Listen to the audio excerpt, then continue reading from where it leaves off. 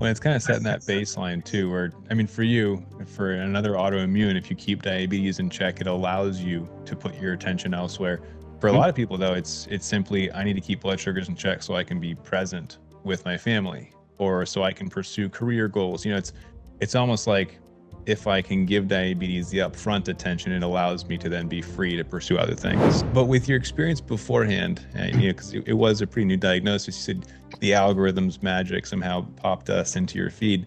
What Mhm. initially made you take a chance on jumping into a program with some stranger on the internet? That actually goes back to my experiences with ulcerative colitis, Hmm. because I've spent a lot of time in hospitals over the past 4 years.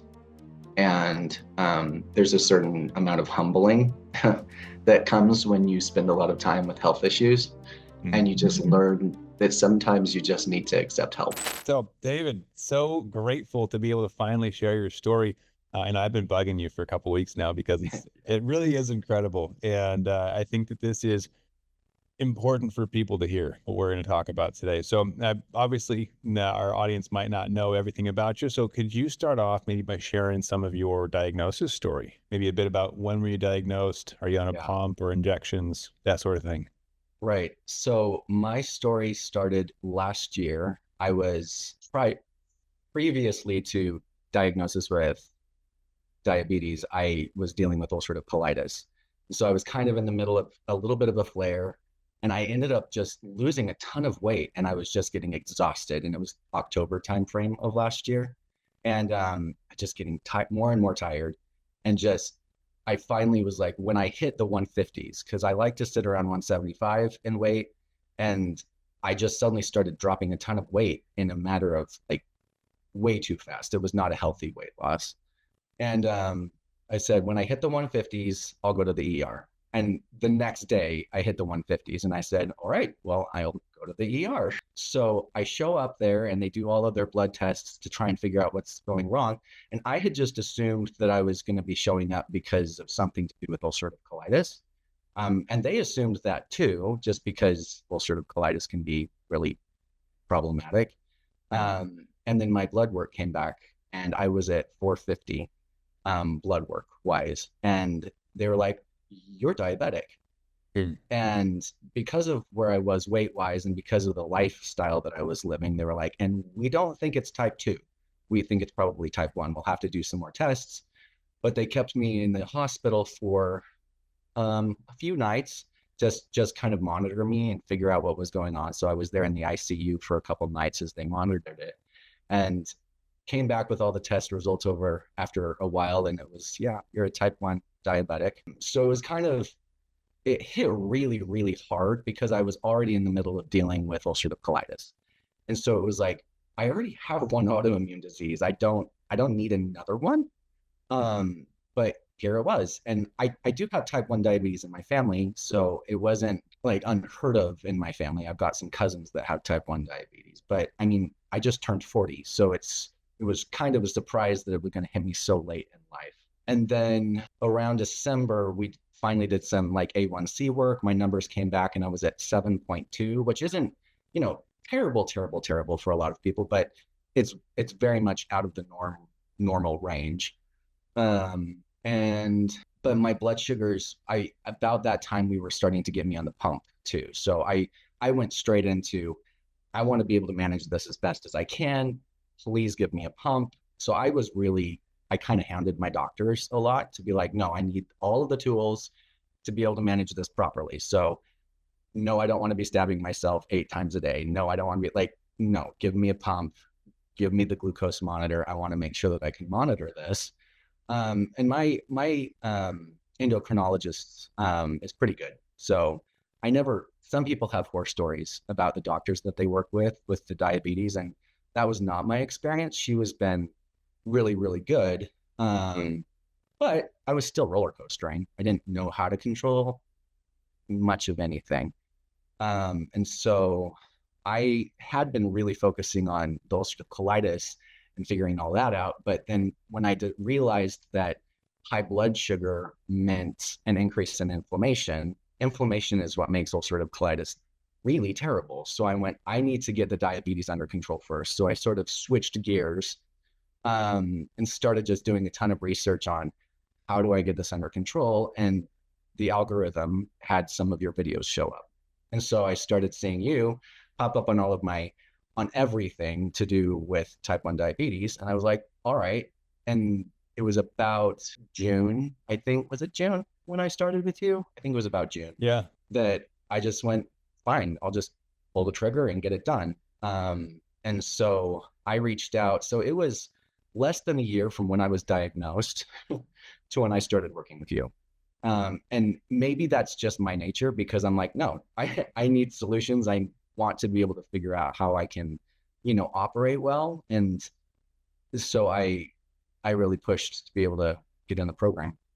And now a lot has just improved dramatically as far as that's concerned. And as I know you've experienced, with the other people in the program, a lot of people that end up working with us are those who refuse to settle. Or it's like, I need to figure this out. What's the answer? I need a solution. And I love that, because you found us so early on that there was no time for diabetes to take root in a bad way, right? There were no developing complications. There were no rooted habits of how do I stop doing these bad things? How do I start Pre-Bolus? Like you were so fresh that we were able to kind of mold that in I mean, honestly, like an incredible transformation. So before coming into the program, you mentioned there was still some roller coastering. So you weren't, just kind of glossing through life in the honeymoon phase and no issues. Like, it sounds like there was still some frustration with the blood sugar. I was relying heavily on like the automated mode for my pump. Okay. But even with the automated mode, I still didn't pre-bolus correctly. Like, I didn't know when to do it necessarily, I just did, 15 minutes before. And I got into a thing where I was like, well, I'm going to roller coaster anyway, so I might as well just wait till I sit down for food. Because I wasn't pre-bolusing the right amount of time, I was still roller coastering. So I ended up getting to the point where I would just wait to sit down to a meal and figure out at the meal what I was going to eat, give myself the insulin then, which, come to find out, that's really not a very good thing to do, but that's what I was doing because I was roller coastering anyway. So it was like, it doesn't really matter. I'm going to have to figure this out regardless. So yeah, but it did shift to where it was kind of funny, because when I first met with them, I'm on an Omnipod. And so they talked about all of the manual methods and everything that you can work with it. And they were talking through it. And I remember them explaining it. And at the time I was like, well, just let technology run its course. It'll be perfect. Technology just does its thing. And I'm not going to put it in manual mode. I'm just going to rely on the technology because it's all figured out and it's going to be great. And it's interesting. And for some people still, automated mode is great. But there was a certain amount of like hypervigilance that I could tell was going to have to happen if I started manual mode. I got on the program and I started working through my numbers and everything. And it now to the point where I never put it in automated mode, because I'm like, I know my numbers are going to be better if I leave it in manual, because I know what's going to happen. And if I'm feeling sick, like this week, I've been a little bit sick. So I've had to play with my numbers a little bit more. So I've had to put in some temporary basal rates and stuff like that, because my body's in some stress. But yeah, it was just interesting, just the shift in my mindset initially from being like, no, I'm just going to trust the automated mode all the way. And then anytime my technology failed, which was like twice a week, then I was suddenly having massively uncomfortable periods of time because I was purely relying on the technology instead of knowing how to take control of it myself. So, yeah. I mean, I'll be honest, when the algorithms first were a thing, they first came out, I also trusted them too much. Where I was like, okay, they wouldn't release this to the public unless it was perfect. So I'm just going to make sure that I do whatever the algorithm tells me to do. Yeah. and I let it be the boss of me, right? And sure enough, it was good, not great. There's still gaps.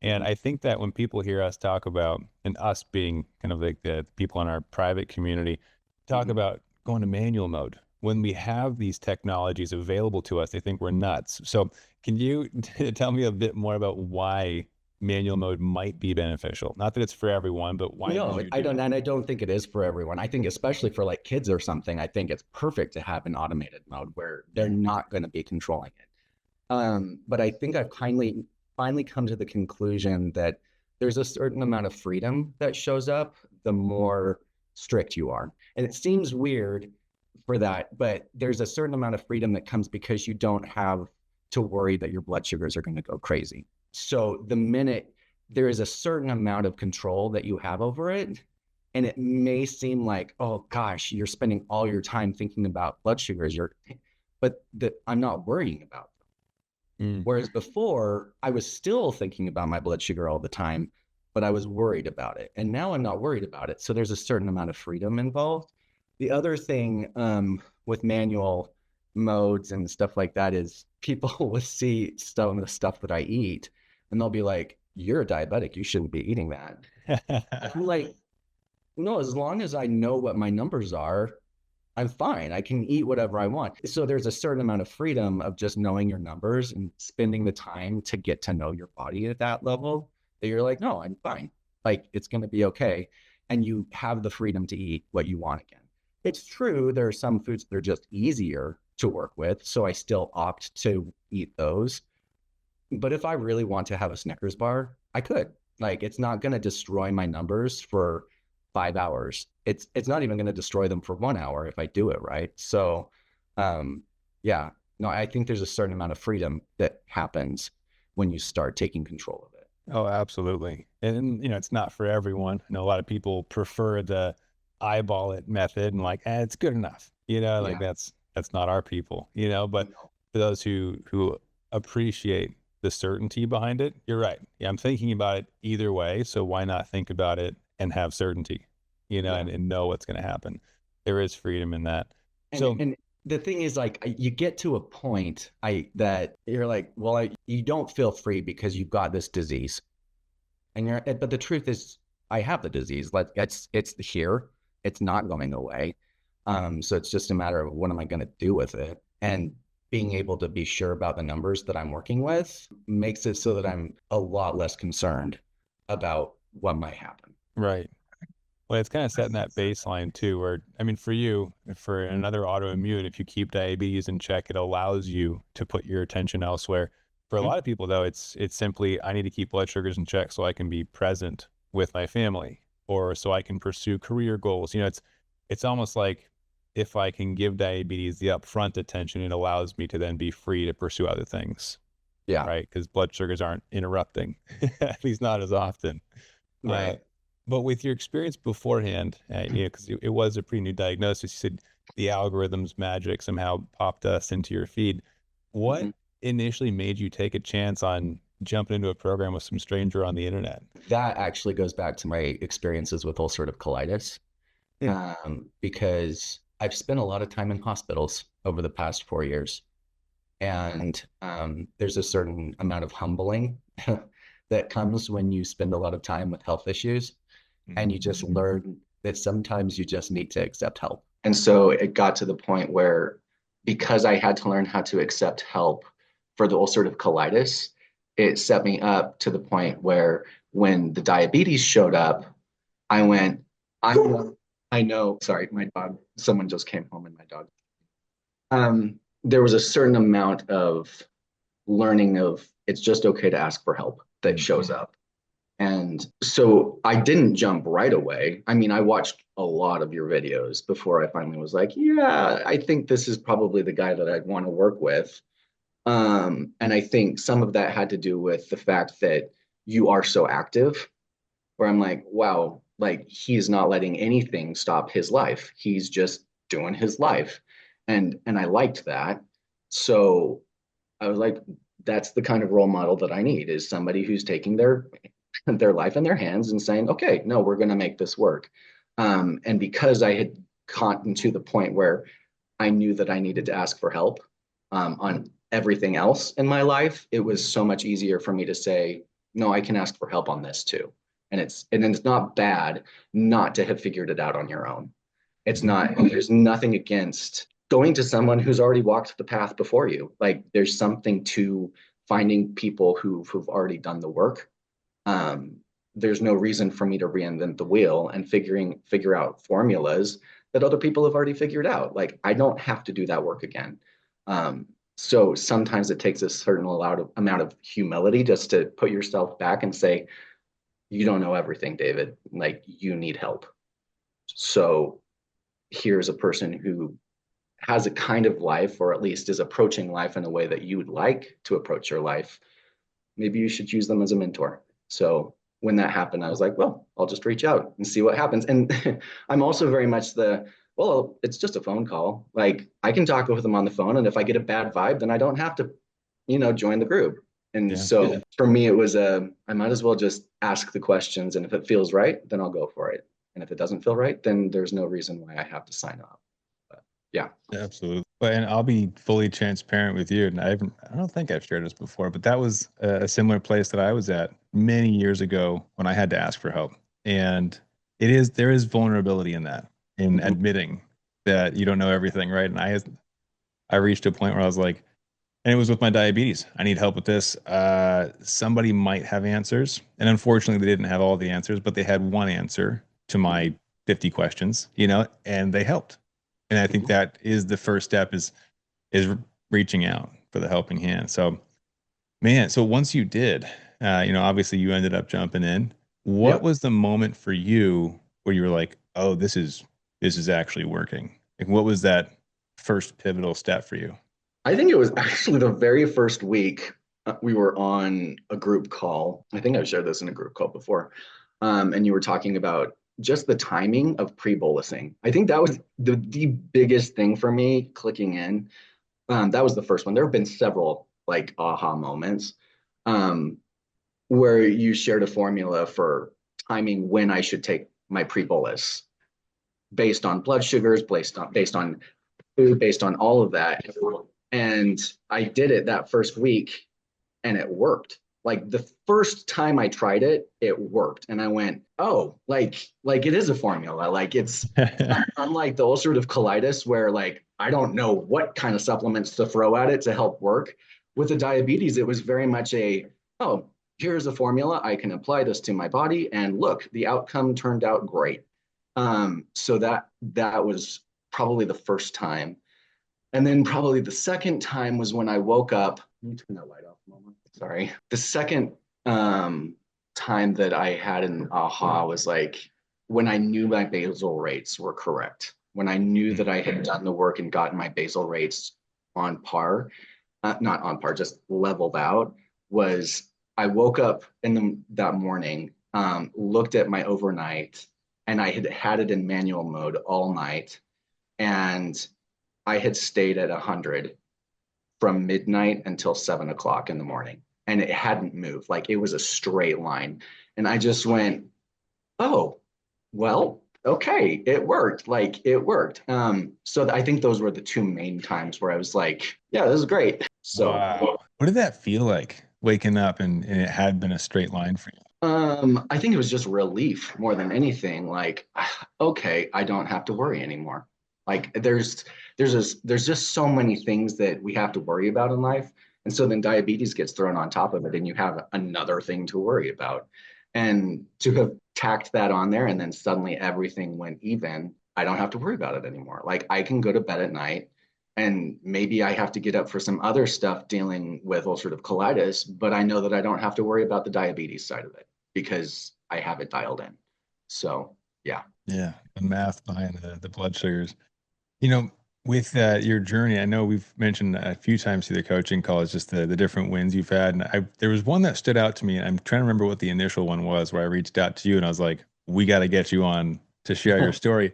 It might have been tied to your endo or A1C visit or something like that. Do you remember what the specific moment was? I don't remember. I do remember it might have actually been because my win was that when I woke up in that next call, I was like, well, last night, no, I was in my manual mode because I remember you going, yeah, when I said I don't take it out of auto, I don't put it in auto mode. I have it in manual mode because I know my number's good. And last night I woke up and it was exactly flat the entire night. So I think that was when you actually reached out and sent the message. Mm. You might have also mentioned it when because I started in June. I had my last A1C checked in just about a month ago, and it was a 6.1. So Oh, from December to last month when I had it checked, it went from 7.2 down to 6.1. wow. So the number just looks a lot better now. And I'm sure it can get better than that, but in that amount of time and just starting out, it felt like a really big win.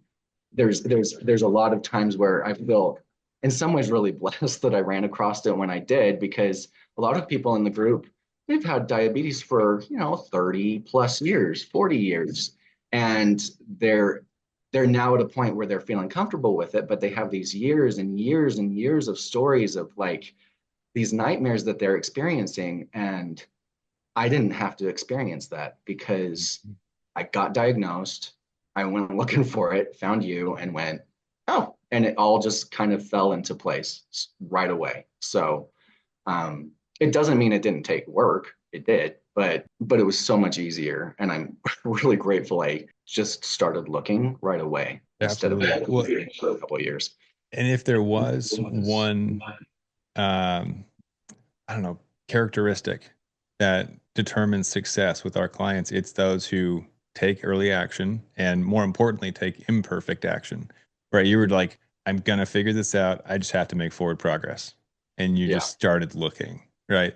And not waiting for that perfect moment, the perfect time and all that.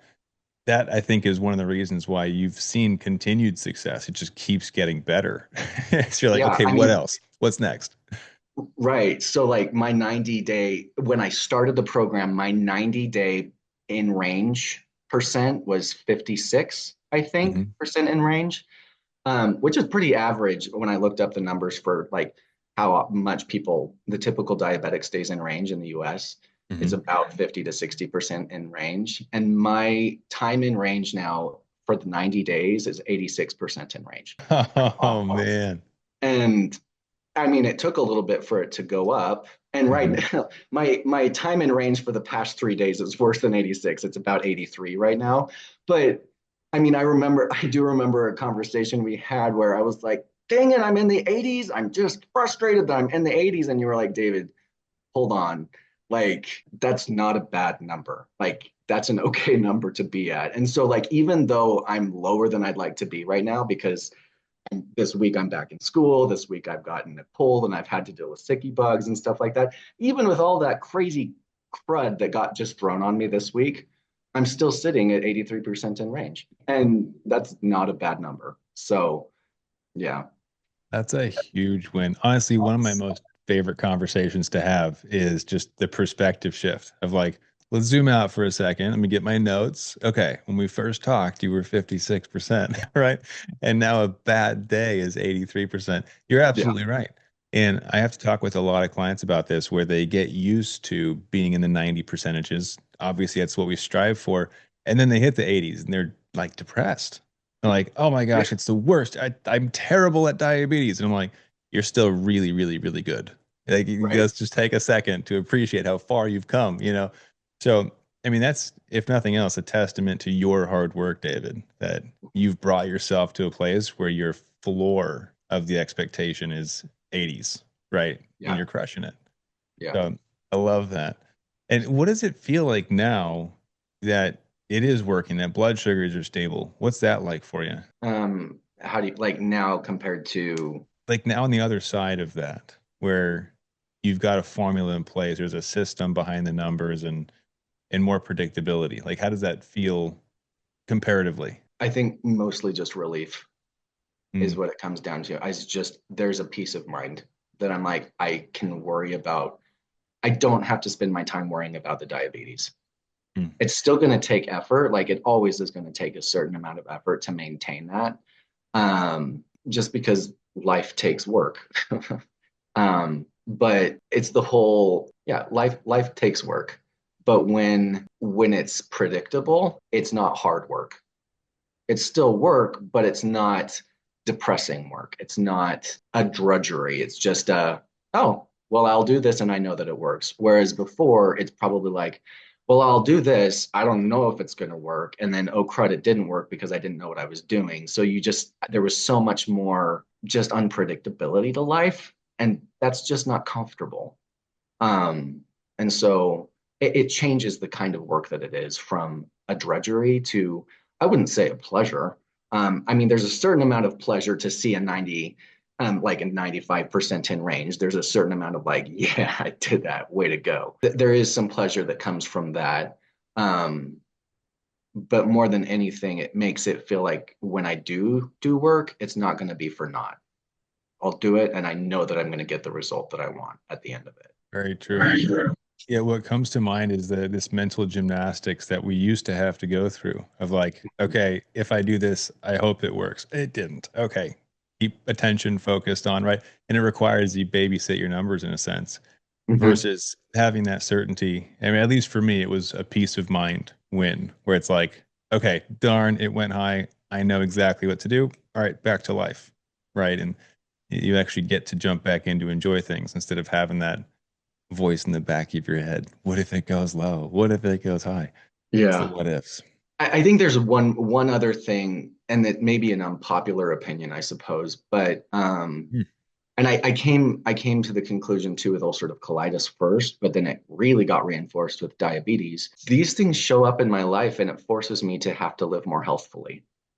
And Yes. so if I didn't have them in my life, I don't know. Maybe I would be eating at McDonald's or what. I don't know. Maybe McDonald's is a bad example, but maybe, eating fast food just in general. But because I deal with a certain number of autoimmune diseases, I have to choose to be healthy. Like I have to choose good things. Otherwise, there are some people. I have some friends where they'll go out and drink and they'll do all of this and it doesn't seem to affect their body at all, but I know that if I did that, I'd be wrecked for weeks potentially. And so in some ways, even though I wish I didn't have diabetes and I do wish I didn't have ulcerative colitis, the fact that I do have them in my life, I do feel a certain level of gratitude for them because they force me to take care of myself. They make me choose good choices for myself, whereas before I might not make as many good choices. So in some ways, I guess I'm grateful for it now because I'm healthier because of it. I feel the exact same way. There's no chance I would be as healthy as I am if I didn't have a disease, which sounds so backwards. I know. It's like, what? Yeah, but no, you end up feeling this odd sort of gratitude for it because it forces Mhm. you to make smart choices. Well, I mean, and I obviously took it a level further than most do. I went and got certified. My degree focus changed and everything. But in addition to that, I know if I don't sleep well, my blood sugars are going to suck. So I prioritize bedtime. I know if I skip a workout, blood sugars are going to be harder that day. So I don't skip. Right. So it's amazing how something that should make us sicker, and I guess technically does, but you know, it actually also makes us healthier. And yeah, I agree. It's an unpopular opinion, but I'm also grateful for it. I Yeah, believe that there will be, in some capacity, an advancement in health that will allow us to automate it someday, automate or cure, whatever the word is. yeah, But I think that we are going to have a leg up on the rest of the world because we've gone through seeing the visual representation of what happens when we eat McDonald's. So we know after being better or cured or whatever, that we're going hmm to stay away from it because we know what that does to our body, right? yeah. And we have this hack where we can see in real time what different lifestyle choices that we make do to our body. So I agree. It's an And you're unfortunate silver lining benefit. I don't know how to describe it perfectly, but it's in its own way, it's a good thing. yeah. So, I mean, and you're not kidding about real time. I mean, the whole glucose monitors that we have, like every 5 minutes, we have a little update telling us, how is your yeah, health going? Oh, well, I can tell you right now. Oh, look, right. here's this app that tells me exactly where my health is at least from the blood sugar Oh, perspective. Yeah. absolutely. How's your health? I shouldn't be arguing right now because it's having an effect on my blood sugars. Like, can we calm this Yes. down? I can't handle this. My blood sugar is going through the roof. Yeah, Yeah. exactly. Oh man. Well, and we're going back in a different direction now, but as you were kind of talking about your journey towards taking action, researching online, finding our videos, What advice would you give to somebody who is in that position, maybe in their own research phase, trying to figure things out and maybe on the fence with something like this? Don't be scared. Just do it. Um, I guess we're taking Nike's slogan to heart, just do it, right? Um, and whether that means working with you or working with someone else or just finding some coach to help them, I think it's just a matter of just start moving. Just start moving in the right direction. I mean, sitting there being scared, like, is this the right person? Is that the right person to work with? Like, I don't know. Who should I be working? Like, just start moving is probably the best thing I can say, because otherwise you'll just sit there in fear. Nothing's going to change if you don't do anything and start working on it. And that may sound so cliche, and people are like, "Oh, great, another like motivational poster sitting right there." But it's true. Like, I would not be where I'm at right now if I didn't randomly have a video that showed up where you said, "Come join us. Come join the whatever club." I can't remember what video it was, but I remembered the link, and I was like, I remember just sort of sitting there with my finger hovering over the button going, am I going to do this? And then I just clicked it, set up the time. And then literally, I think it was from when I clicked the button to when I set up my meeting with you, that first meeting to get involved was, I think it was about 2 days when I clicked it to when I had my first meeting. And that very first call, I remembered kind of a little bit of a gut clench about, oh, great, here's some more money for me to spend on my health and another piece of money for me to spend on my health. And at the end of it, I went, well, if I don't spend my money with it this way, I'll be spending my money on ER visits. Like, how do I want to spend my money? Do I want to spend it on something that's going to help me improve? Or do I want to spend my money at the ER? Like, that's really what it kind of came down to, is the money's going to be spent one way or another. Am I going to do it where I can put the money into something that I choose, or because it is an emergency and I have no choice in the matter? So there's a certain amount of choice that was involved that I just felt like I had more control that way. Yeah. Oh, it's so true. I had another client tell us it was a decision to be proactive with their money instead of reactive with it. Yeah. I think it's the same thing, right? Mhm. And it's powerful. It's a very different perspective than most people have. Most people wait for it to be a problem and then they'll Mhm. try to fix it, but then sometimes it's too late. So yeah, Yeah. I'm of the same mind as you, where I look for opportunities to fix problems before they become problems, and Yeah. it usually works out better that way. Um, Yeah. I wanted to ask you one last question before we wrapped up today. What would be a golden nugget that you want to share, either from something you learned in the program, something that you've learned from your own experiences, or a mindset shift? What's something that you want the people watching this to know? It's something I think that I still have to keep reminding myself about too. And it goes back to something I mentioned earlier, is that there is freedom in discipline. And it seems bizarre because you think discipline means that you're going to be taking away all of your choices and all of your freedom because you're going to go by all of these rules. But there's a certain amount of freedom that just comes because of discipline. Um, it opens so many more doors.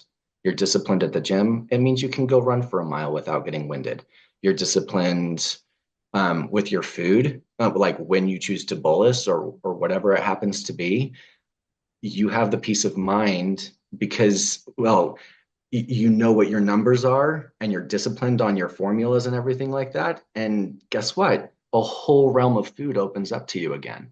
Whereas before, it didn't, because you were just kind of reactively responding to stuff. So I think the biggest nugget that I'm coming away from everything with, whether it be diabetes or whatever it happens to be, is that the more disciplined I am, the more doors are available to me. I have so much more freedom through discipline. So That's good. yeah. I think motivational speaker. Yay. It's a whole topic of its own.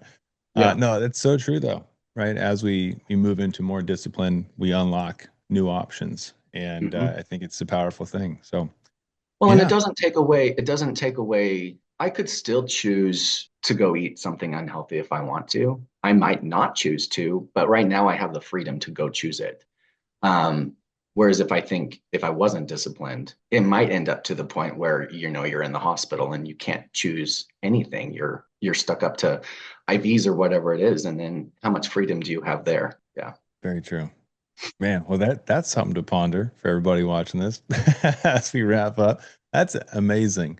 Um, well, anything else that you were hoping to cover, or do you feel like we covered most of your high I think points? we covered most of my high points. Yeah.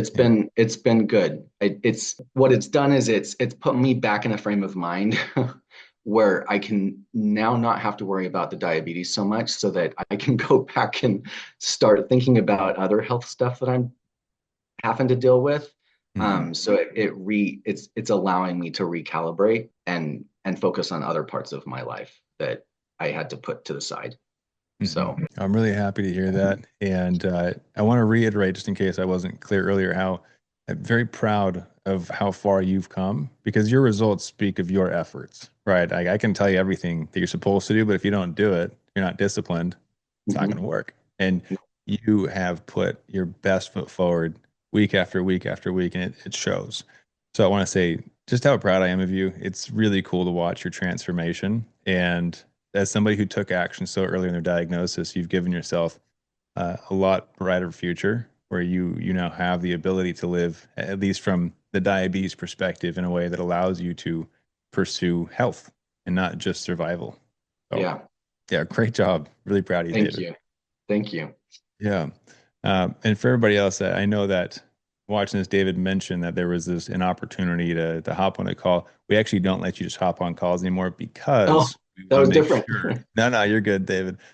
Because we want to make sure that it's actually helpful for everybody who wants to get more info. So we have a free training we let you guys watch first beforehand, and then you can still book a call with us and we can chat. But there's a free website you can go to learn about blood sugar formulas, the discipline side of diabetes, and everything David was talking about at diabetesinaction.com. So we'll put that in the description for you guys. But again, David, so grateful that you came on today to share your story.